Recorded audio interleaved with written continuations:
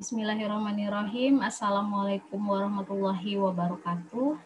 Di video ini akan dibahas mengenai suatu uji yang mana digunakan sebagai syarat sebelum dilakukannya uji lain yang namanya adalah uji normalitas data. Nanti akan dibahas secara teori bagaimana cara menguji normalitas data atau menggunakan uji ini. Kemudian juga akan diperlihatkan bagaimana perhitungannya menggunakan bantuan Excel.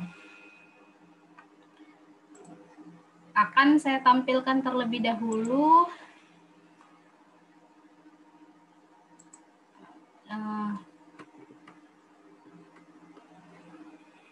teorinya untuk kita bahas sebelum dilakukan nanti perhitungan. Jadi tentang uji normalitas. Jadi uji normalitas ini biasanya Anda temukan pada penelitian-penelitian yang ujinya menggunakan statistika parametrik, ya. Karena statistika ini mewajibkan data yang akan diuji,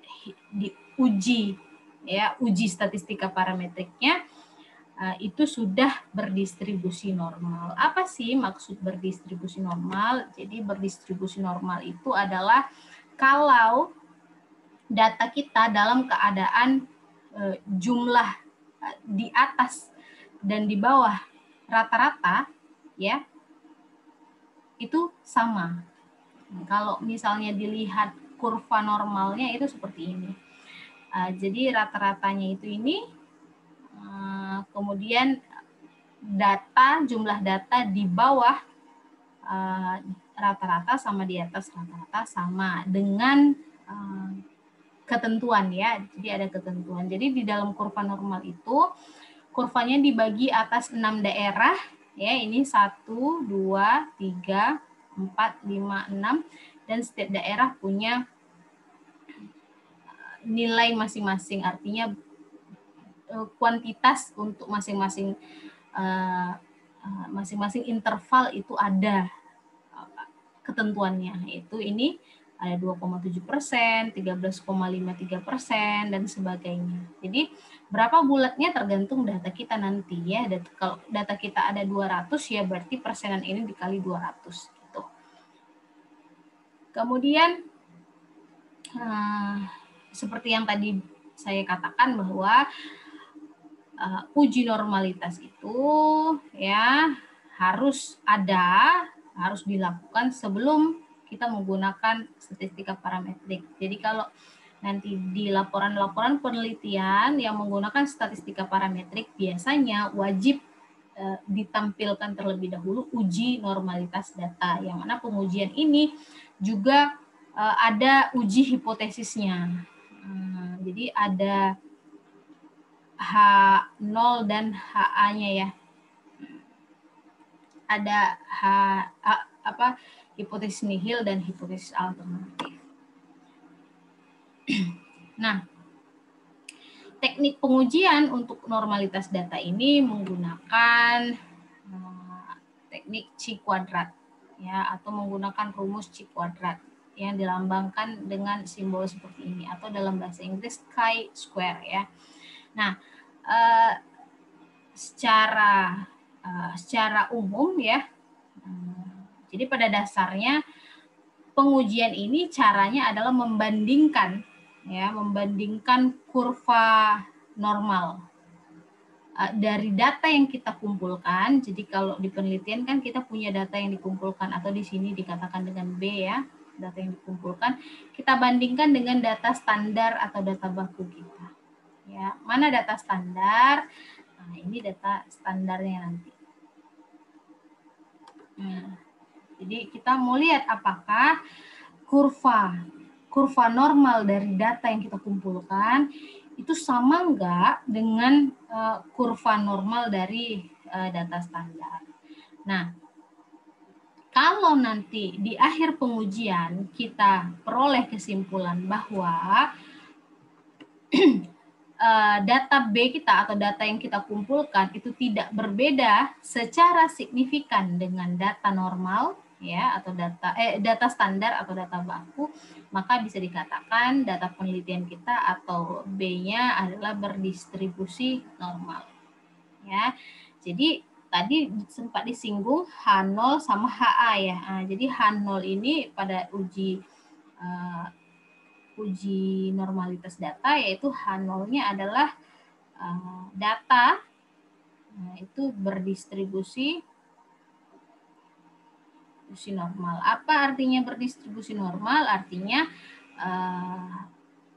B, data yang dikumpulkan tidak berbeda secara signifikan dengan data standar atau data baku. Berarti H alternatifnya adalah data tidak berdistribusi normal. Artinya kalau yang HA ini adalah data yang kita kumpulkan itu berbeda secara signifikan ya dengan data standar atau data baku.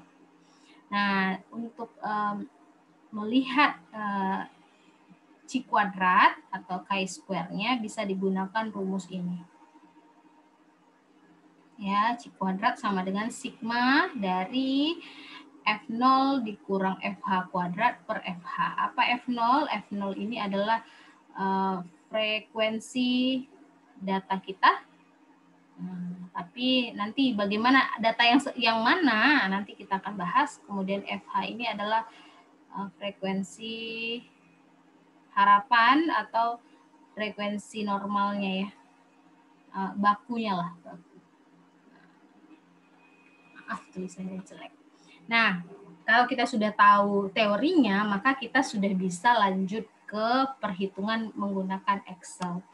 Jadi di sini sudah saya sediakan suatu data ya. Jadi ini ada data, datanya anonim, bukan anonim, datanya bisa kemana saja karena tidak disebutkan ini data tentang apa. Misalkan saya punya data ini, data saya ada 150 ya. Jadi jumlah itu bisa dicek di Excel di bawah sini. Jumlahnya berapa tanpa kita menghitung satu persatu ya. Jadi jumlahnya ada 150 data. Sebutlah ini adalah nilai mahasiswa saya ya.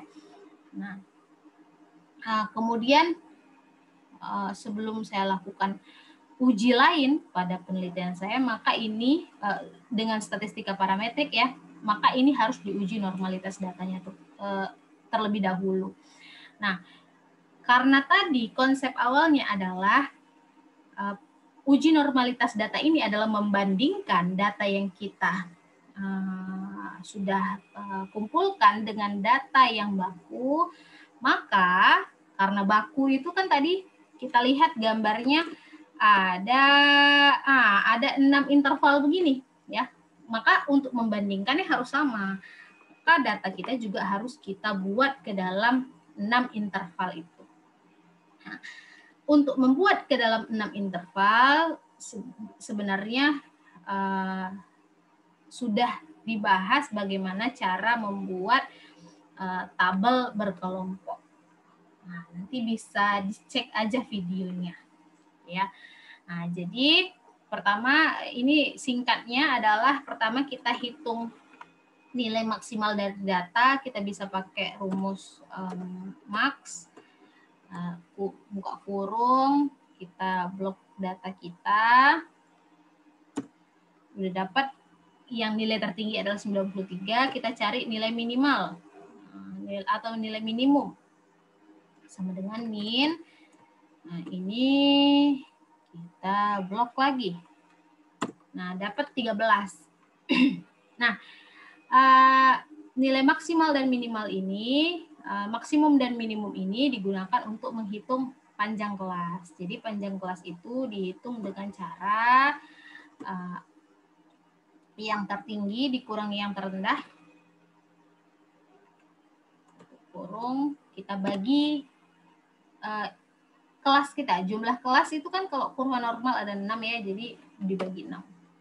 Nah, kita tahu di sini dapat panjang kelas untuk satu kelas itu adalah 13,33. Jadi kita lakukan pembulatan. Sebaiknya untuk pembulatan panjang kelas itu, pembulatannya ke atas, walaupun komanya di bawah 5. Karena nanti kalau tidak akan ada data yang tidak ada di interval kita gitu. Jadi lebih baik biarkan saja interval kita lebih sedikit dibandingkan nanti data kita tidak bisa masuk ke dalam interval yang kita buat. Nah, ini tulis dulu nih jumlah data. Jumlah data kita 150 ya. Kalau mau dihitung pakai rumus juga bisa, pakai rumus sama dengan count. Lalu ini di blok udah dapat 150. Nah, tadi kan sudah disebutkan. Konsepnya adalah membandingkan kurva normal yang data yang kita kumpulkan dengan data yang baku ya. Jadi data bakunya ini sudah saya buat sesuai dengan presentasi kurva normal tadi. Nah, kita mau lihat jumlahnya per masing-masing interval untuk sesuai dengan jumlah data kita yaitu 150. Berarti kalau di Excel kita sudah bikin persenannya di samping sini, maka tinggal jumlahnya kita pakai rumus aja. Sama dengan kita pilih ini dikali dengan 150. Kita ambil selnya yang ini. Nah, ini kalau kita tarik nggak bisa nih, karena rumus kita kan bergerak ya. Jadi kalau di Excel hati-hati pada angka-angka yang kita mau dia nggak bergerak tetap. Nah, jadi di sini kita maunya 150 ini tetap digunakan untuk sel-sel lainnya juga. Maka untuk di dekat S2 ini ya, sel S2 atau yang sel 150 ini sebaiknya kita tambahi simbol S $. Nah, jadi S $ ini menjadikan sel yang kita tandai itu tidak bergerak. Nah, jadi seperti ini ya. Nah, nih. Tidak bergerak, dia tetap jadi S2. Sedangkan yang depannya ini bergerak selnya. Nah, M13, M14, M15, dan seterusnya. Jadi udah dapat nih kita jumlah masing-masing interval untuk kurva normalnya atau untuk kurva bakunya. Sebelum itu, karena nggak mungkin pakai berkoma-koma, maka kita buat pembulatan. Ini di bawah 3,5 kita tulis dulu pembulatannya ke bawah. Di bawah pokoknya 0,5 bulatnya ke bawah. Kalau di atas 0,5 maka pembulatannya ke atas. Ini 3, ini 20, ini 51.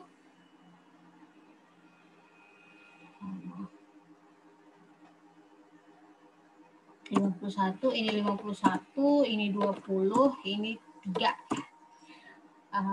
Maka kita jangan lupa untuk lihat dulu, cek kembali ya. Jadi kita lihat totalnya, total dari pembulatan kita. Karena yang berkoma sama yang pembulatan tentu totalnya beda ya. Ini pasti udah betul 150. Tapi ini ternyata masih 148, sedangkan data kita 150, maka kita kurang 2 data lagi. Nah, kita cari aja pembulatan yang paling tinggi, kemudian kita bulatkan ke atas. Berarti ini 3,4 kita bulatkan jadi 4, 3,4 ini bulatkan jadi 4. Maka dapatlah data kita pas 150. Maka inilah sebenarnya kurva normal kita atau kurva pembanding kita ya. Jadi kalau misalnya digambarkan, nah ini seperti ini. Ya, ini kurvanya dibagi 6. Nah, ini ada 4, ini ada 20, ini ada 51, ini ada 51, ini ada 20, ini ada 4. Gitu. Ini yang bakunya atau idealnya ya. Nah, kita sekarang mau cek. Ini bukan baku. Ini benar. Ini bakunya. Ini bakunya ya. Kalau datanya 150. Sekarang kita mau cari pembanding kita. Pembanding kita artinya data kita kurvanya seperti apa? Apakah mirip dengan ini atau bagaimana? Jadi maka kita butuh buat interval ya. Ini saya hapus dulu. Ya, aku hapus dulu karena kita belum buat intervalnya sebenarnya. Nah, untuk membuat interval kita, karena kita butuh kelasnya ada 6, maka ini dimulai dari nilai yang terendah, yaitu 13 ya. Nah, 13 ini kita sampai berapakah interval kita yang untuk yang pertama? Maka kita lihat, karena panjang kelas kita ada 14, maka interval kita adalah kita hitung dari 13 sampai berapa, sehingga dapat jumlahnya atau panjang kelasnya 14. Jadi saya selalu menghitungnya mulai dari 13 ya. Jadi 13, 14, 15, 16, 17, 18, 19, 20, 21, 22, 23, 24, 25, 26. Sampai di 26 panjang kelas saya ada 14 ya. Di sini 26. Nah, maka penambahan dari kelasnya selalu yang batas bawah ditambahi 13. Batas bawah tambah 13 ya. Karena kalau panjang kelas saya misalnya ada 20, maka batas bawah ditambahi 19. Nah, selalu seperti itu. Selalu panjang kelasnya dikurangi 1 ya untuk memudahkan membuat interval ini. Berarti ini dimulai dari 27 ditambahi 13. Berarti sampai 40. Ini dari 41 sampai ditambahi 13 jadi 54. Kemudian ini 55 sampai ditambahi 13 jadi 68. Ini 69 sampai ditambahi 13 jadinya 82. Kemudian ini 83 sampai ditambahi 13 jadinya 96. Nah, ini udah ada 6 kelas 6 interval kita ya, 6 kelas interval. Nah, kita mau lihat nih frekuensi kelas dari interval yang kita buat ya. Dari 13 sampai 26 kita mau hitung ada berapa banyak data kita di antara 13 sampai 26. Kalau misalnya manualnya ini bisa dicari pakai metode turus ya. Jadi dicoret, dikasih turus di mana. Misalnya 27, oh masuk di sini kasih turus, dicoret. Ini pilih lagi gitu. Dan agak riskan ya kalau misalnya tidak fokus, maka ada kemungkinan salah. Jadi di Excel ini mempermudah kita. Yang pertama kali kita lakukan adalah data ini kita susun ke bawah dulu panjang semuanya ya. Lebih baik lagi kalau data kita tadi sudah memanjang ke bawah. Kemudian ini nanti akan kita urutkan dari yang tertinggi sampai yang terendah agar mempermudah kita menghitung sesuai dengan intervalnya ya, karena interval itu kan berurutan. Ini masih ada beberapa kolom lagi.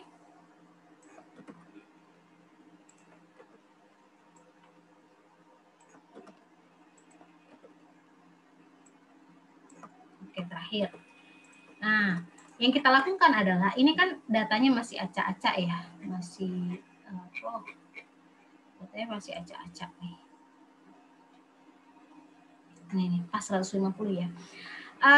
Kita klik data, lalu kita sort. Ini jangan lupa ini hapus centangnya kalau data kita tidak punya kepala tabel, tapi boleh dicentang kalau punya kepala tabel. Kemudian penyusunannya dari yang kecil sampai yang besar. Oke. Nah, ini udah dapat. Udah dapat ya. Nah, yang pertama kali kita lakukan adalah kita lihat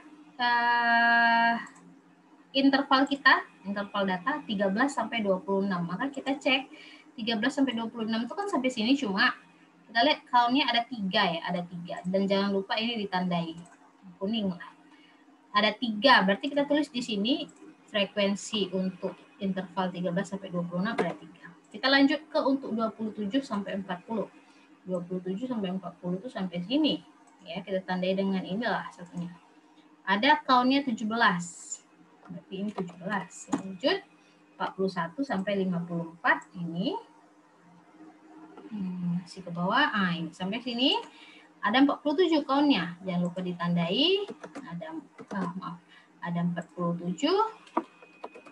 Kemudian untuk 55 sampai 68. Ini 55 sampai 68 ini kita tandai, jangan lupa ada 48 count-nya. 48. Kemudian ini 69 sampai 82.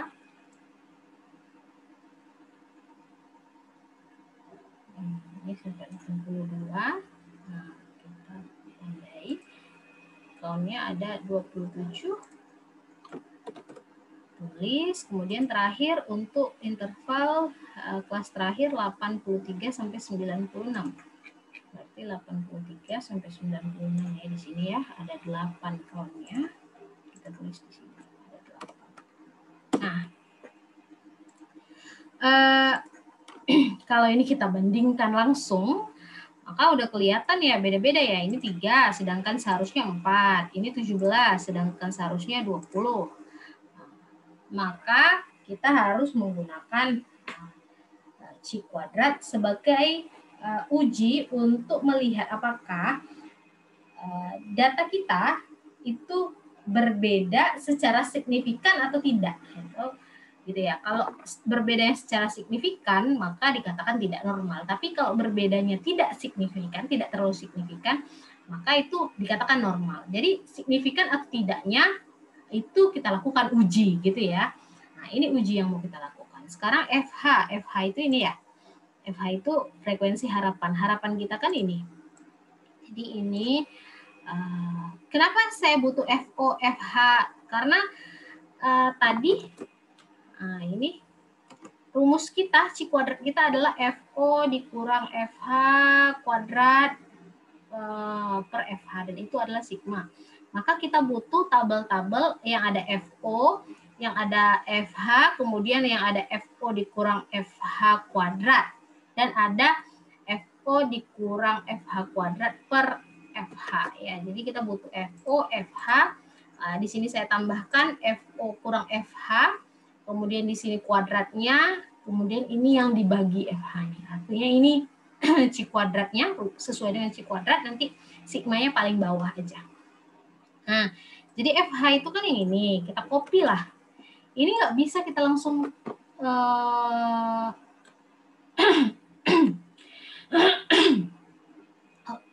ini karena kita tadi ngetiknya langsung ya, maka ini bisa di copy langsung. Tetapi kalau data-data seperti ini nih, yang ada rumusnya, hati-hati dalam mengkopinya, karena nanti bukan angkanya yang ternyata kita copy, ternyata rumusnya.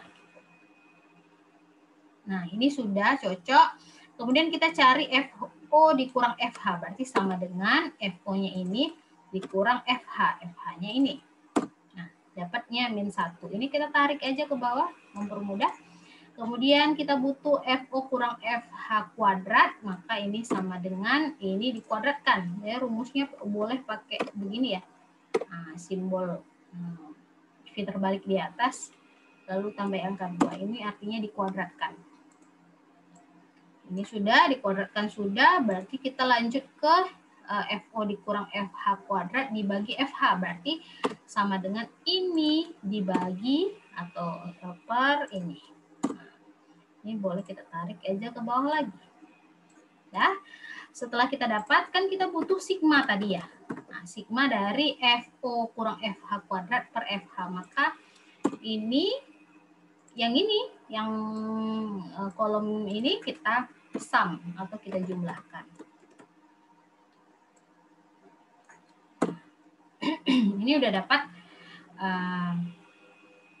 hasilnya adalah sesuai dengan C kuadrat kita. C kuadrat hitung kita adalah 7,64 ya. Nah, maka hasil dari C kuadrat hitung kita ini harus dibandingkan dengan C tabel ya. Untuk melihat tabel ini saya sudah siapkan tabelnya juga.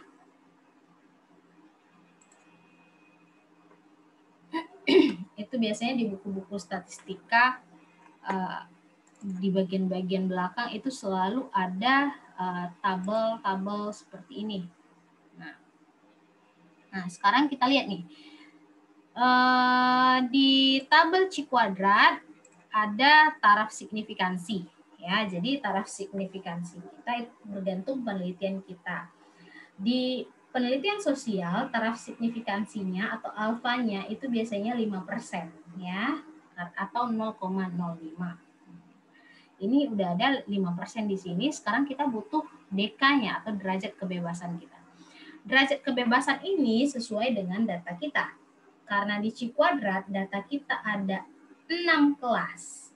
Ya, ada 6 interval yang berbeda, maka derajat kebebasan kita adalah 6 kurang 1. Jadi derajat kebebasan itu cara menghitungnya selalu data kita dikurang 1. Jadi N kurang 1. Karena data kita ada 6 kelas, maka dikurangi 1 jadinya 5 ya. Sama dengan 5. Itu kita tulis gini, biar nggak lupa. Sekarang kita cek tabel tadi. Ya, jadi kalau C kuadrat untuk derajat kebebasan 5 dengan taraf signifikansi 5%, kita cek di sini. Nah, ini 5%-nya. Kemudian kita cari, inilah berarti ya. 5% dan derajat kebebasannya 5. Maka ini nilai C kuadrat tabelnya adalah 11,070. Kita tulis aja sama dengan 11,070 ya. Sekarang untuk melihat apakah dia berbeda secara signifikan atau tidak, maka ini kita bandingkan C hitung kita. Jadi ini adalah C kuadrat hitung. Jadi ada 2 ya. Ada C kuadrat hitung, ada C kuadrat tabel. Sekarang kita lihat nih.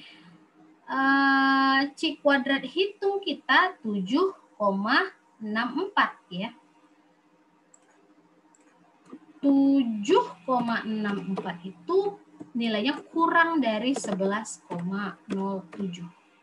ya. Artinya C kuadrat hitung kita kurang dari C kuadrat tabel. Kalau begini yang kita temukan, maka dinyatakan